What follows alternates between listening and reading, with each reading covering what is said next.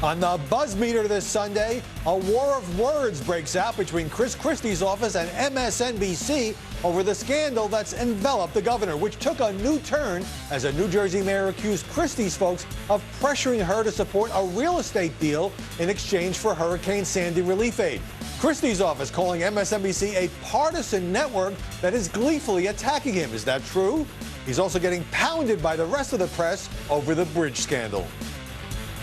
New Jersey Governor Christie giving another apology today for that epic traffic jam reportedly orchestrated by members of his inner circle. For the second time in less than a week, New Jersey Governor Christie apologized to his constituents. Governor Christie now faces the ticking clock. Each second takes him closer to the moment when those he has blamed for this bridge scandal testify under oath. The bully label may not stick to New Jersey Governor Christie even after revelations of the bridge scandal surfaced last week. Is the coverage of Christie approaching overkill? And what about Hillary on the cover of Time? Are the media treating her far better? Plus, Michelle Obama turns 50 and the pundits get out the party hats and start celebrating. Have they gotten a little carried away? I'm Howard Kurtz, and this is Media Buzz.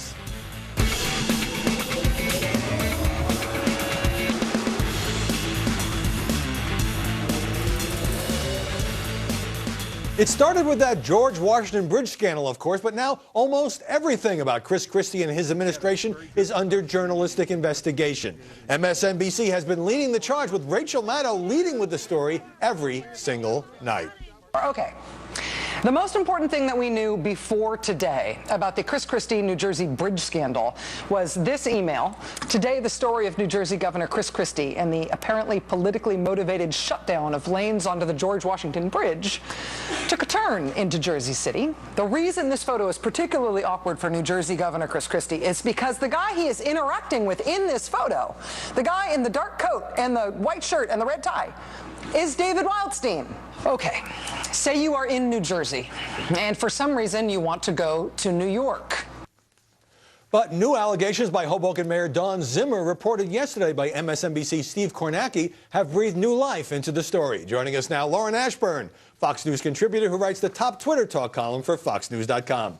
Jonah Goldberg, editor-at-large for National Review Online and a Fox News contributor. And John Aravosis, the founder and editor of AmericaBlog.com. Lauren Ashburn, especially in wake of this latest story, what's your take on Christie's office calling MSNBC an openly hostile and partisan network? Surprise, surprise. Don't we all know that MSNBC is a partisan network? There's no news there. But we do have to take very seriously what Zimmer says, because she took an oath of office. She wrote a journal about this, and there are other allegations of retribution. Jonah, Mayor Zimmer of Hoboken is on the record, on camera, and she's got diary entries about the lieutenant governor and somebody else pressuring her over this real estate deal. But she's going to MSNBC now after previously praising Christie publicly and in various tweet messages. Yeah, I'm not sure that the simple fact that she took an oath of office means that we have to take her seriously. Lots of people take oaths of office that I don't take very seriously. But it's not like she's just some woman off the street. Sure. That's my point. Yeah, and I think in some ways you get, in physics you have this thing called the Heisenberg uncertainty principle, and that by observing something you change it. When you have an absolutely ridiculous, you asked if this was overkill. We passed overkill. It's hard to find organic matter left in this thing. The overhype of this story has been to such an extent that it, in effect, encourages lots of people to come out of the woodwork and make accusations, maybe true or maybe not, but the sudden shock and horror at the idea that partisan politics goes on in New Jersey is bizarre to me. Before I get you in, John, let's play a little bit of the mayor of Hoboken appearing yesterday on MSNBC.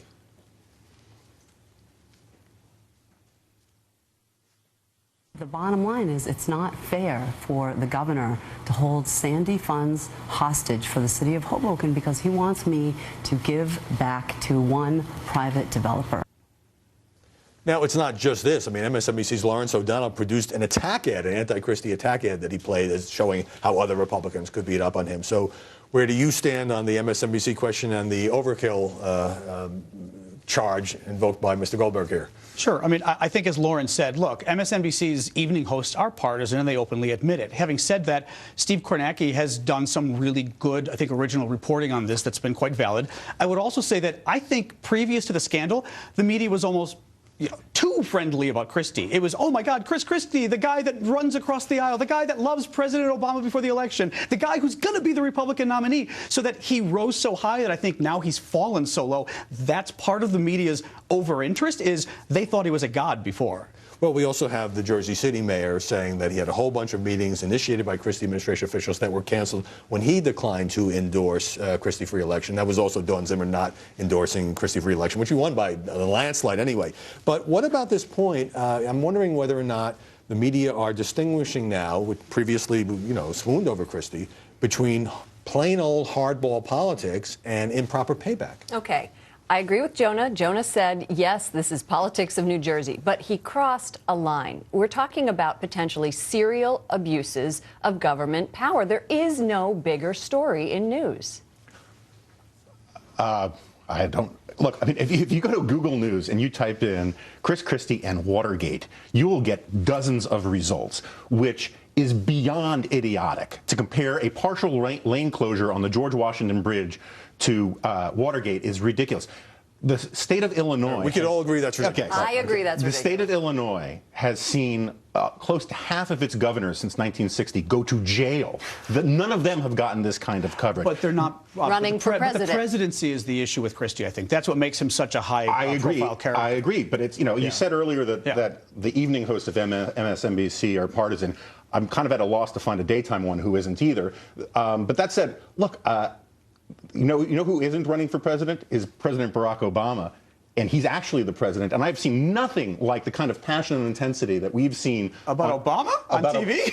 About Obama in terms of potential wrongdoing and investigations from any network, certainly like MSNBC, other than Fox. Okay, I mean, we can get into a whole Obama discussion, but the media keeps talking about, was this Obama's worst year ever? Is it the year that he wants to write off? I mean, this has not been but let's get back to Christie. But they haven't been investigations. No, but let's get back to Christie. I mean, I think what is interesting here is not putting aside for a moment the possible criminality, because I think it matters, Lauren, but because he's running for president, just saying that people have this temperament in New Jersey doesn't mean that that temperament works nationally. And I think the media has really honed in on something, which is, does this guy have the temperament to be president? Is he too nasty? And now we're finding out, does the nastiness even go to criminality? What works in New Jersey doesn't necessarily work nationally, and I think the media has recognized that. That's why it's a story. I agree with that entirely, and I agree with you that he was overhyped, and this is the fall that comes from being overhyped.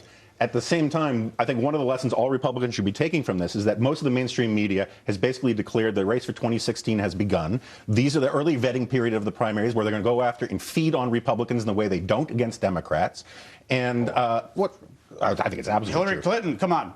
What about Hillary Clinton? Miss Stiletto in Time magazine. All right, we will get to that in a moment. Let me jump to She's offensive. Of course, that's my point. They like go after her, too. I like to look at individual stories. So I was critical of a CNN report, which everybody picked up, which said that Christie is now under a second federal investigation for possibly misusing Hurricane Sandy funds because he and his family appeared in tourism ads. Now, it turns out that's a routine audit by HUD that began in September at the request of a Democratic congressman who was then interviewed on CNN. So I think it's important to make a distinction here between the mayor of Hoboken, the mayor of Jersey City. These are elected officials. Maybe they are motivated to pile on now. Those seem to me to be legitimate stories. That one seemed to me to be hyped. But none of them are national stories. That's my point. The idea that somehow the entire national press corps thinks that Chris Christie is the most important person in the land, Jonah. not a slow news week. He's the Democratic front runner. Lauren. It is. Republican front runner. He is Republican, the of course, chairman of the Republican Governors Association and has been seen as the front runner. I'm not saying that coverage hasn't been excessive. There has been excessive coverage on certain networks, but I am saying that this is a national figure who deserves that kind of scrutiny. Okay, where has anybody said, we had a report that came out this week about Benghazi, right, which was incredibly damning to the State Department. Where has been the drumbeat of reporters on Hillary Clinton's lawn saying, when are you going to comment? I think they've all been in Trenton searching through Chris Christie's garbage. Look, I agree with you. It's a real story. It's a huge scandal for Jersey politics. But the idea that this is a national story is bizarre to me. There's a certain contradiction in your argument. We'll get to Hillary and Benghazi in the next segment. When Chris Christie won that big re-election, He was all over television. He was on the cover of magazines. And so he became in that moment, and maybe really was Hurricane Sandy. Sure, but then when he went to smashing re-election, he became in that moment a national figure. Now, I have felt that some news organizations have been keeping this story alive on many days when nothing happens. Okay, a bunch of subpoenas are issued. That's a news story. Sure. Other days, it's just kind of churning the way we tend to do. But to just say, hey, it's just a state story seems, should we be obsessed with 2016 now? Probably not, but we are. I'm not saying it has no merit at the national level. I'm saying that the level of scrutiny and hysteria that has been aimed at this story is so wildly disproportionate to the reality of it. He did a 2-hour press conference. It's it was not carried like live on all these networks, which I thought was nuts. But Fox only carried an hour. An hour was plenty. Only an hour, but an hour is a lot. Yeah, I'm saying an hour is a lot, and an hour is a lot, and 2 hours could be seen as excessive. Right. It's a story. It's a story. It's absolutely a story. Come on, this is House of Cards playing out, right? This is big news. The guy is big news. Jersey politics is fun to cover. That's the one thing that can't be denied here. Now, on our program last week during our discussion of Chris Christie and the scandal coverage, Brit Hume, one of our panelists, made some news. And this, we're going to replay that. And then it got picked up just about everywhere, including on The Daily Show. I would have to say that in this sort of feminized atmosphere in which we exist today, guys who are masculine and muscular like that in their private conduct and kind of old-fashioned tough guys run some risks. Feminized? Feminized. Atmosphere. Feminized atmosphere? Well, of New Jersey? Feminized... The state whose chief exports are Axe body spray and lit farts? That atmosphere? Jon Stewart had a field day. Then Brit Hume explained further what he meant on the O'Reilly factor. It is a fact of our contemporary life that if you have that tough guy image, you speak bluntly, even sometimes rudely, especially if you take on certain interests, teachers union in Chris Christie's case, you do run the risk of being accused of being a bully.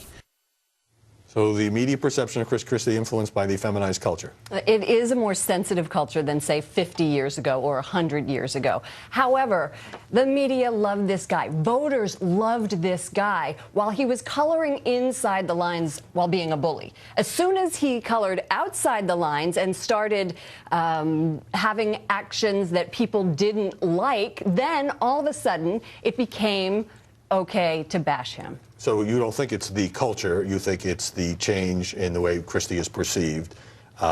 Because before, when he was a tough guy, in your face, get off the boardwalk, get off the beach. We loved him, but if you're too much of a bully, then people aren't going to like you. Jonah. Look, I think there's some truth to that. I think there's a lot of truth in what Britt said. I think if you get past the word feminized, you just talk about too sensitive a culture. Maybe feminized was the wrong word, but we definitely, in a country where kids are being sent home from school for making guns out of toast, we can say we have something of a too sensitive culture. One other variable, I don't think it's the only variable, is that Chris Christie was the guy who helped Barack Obama get elected, and the media loved that story. And now that he is... Love that story because he was seen as a guy who was putting the welfare of his state after this horrible storm above partisan politics. Yeah, look, I'm not disputing that. At least I'm sure that's the narrative a lot of people in the media told themselves that they loved about it. But that doesn't mean it's not part of the story. And now that he is a Republican looking at 2016, as what these guys have been telling us, it changes. I think the feminine argument is ridiculous. We've all become too feminine. It is bizarre. We all agree on that. What I think is interesting with Christie... We don't all agree, but go ahead. Oh, we don't? Okay, fine. But you think we become a little feminine? First of all, it's not feminine. It's called gentlemanly and good manners. Christie has a record on video, if you look on YouTube, that has been somewhat shocking to people. I have not just followed politics. I've worked in politics. I worked in the U.S. Senate for 5 years. You do not generally get into women's faces, point your finger, and yell at them if you are an elected official. It's not a really smart move in this country. That's not feminization.